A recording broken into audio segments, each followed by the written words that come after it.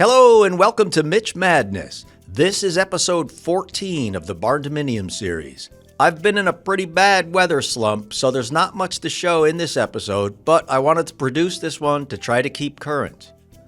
The plumbing is still not 100% complete, but almost. I need to install a tub box for the shower and the floor drain for the garage. It got real cold real quick here in Middle Tennessee, with temperatures dropping as low as into the single digits at times, so not only is it tough to find motivation to work in those conditions, but the dirt is frozen solid so it can't be moved. Before it got crazy cold, I installed all of the frost protection panels all around the building. This is 2-inch thick solid insulation board that is sold in 4x8 sheets. They needed to be cut down to 16 inches, however they come pre-scored, so it's a simple snapping operation. These were screwed in using 3-inch drywall screws and the plastic washers, which I harvested from boxes of plastic cap roofing nails. Then all of these were sealed inside and out using cans of expanding foam. Finally, I installed gravel at the base of these panels inside and out. This whole deal was a lot of work since I had to hand dig for each of the 36 panels, and this job also had to be shelved for a while when the ground froze up. The top of these panels go right at the finished final floor grade level. The concrete will be 5 inches thick. Below that will be the 2-inch floor insulation panels for the radiant floor heat tubes and 3 inches of gravel below that. This meant that I needed to have 10 inches of clear space between the top of the panels and the ground, so the floor needed to be graded down with the tractor to accomplish this. As I assembled this episode, I just finished grading the shop side of the barn door. However, fortunately it doesn't look like there's going to be much at all to do on the house side since the grade there is already low.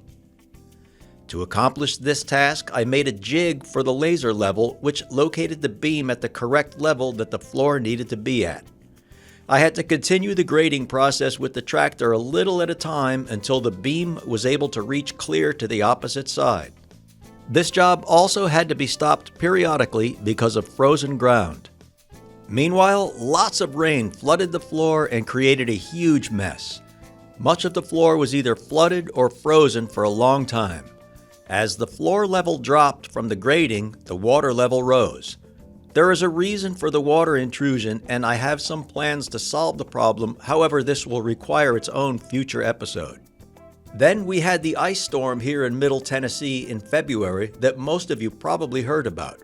It rained and rained and rained overnight, then the temperature dropped dramatically and it all froze up, causing widespread damage, long-term power outages, and even significant loss of life.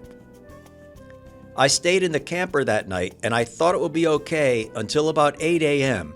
when I started hearing crack, smash, crack, smash, crack, smash.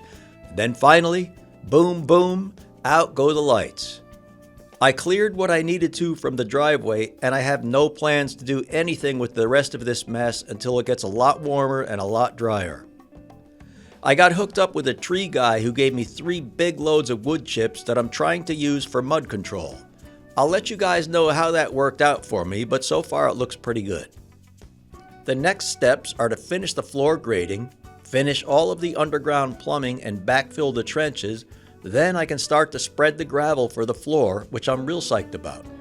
The builder will come in and do a final grading, leveling, and compacting of the gravel, after which I take the helm again to install the floor insulation and the radiant floor heat tubing. Alright, that's it for yet another fascinating episode of Mitch Madness. Thank you all for watching and for your continued support, and please stay tuned for future episodes.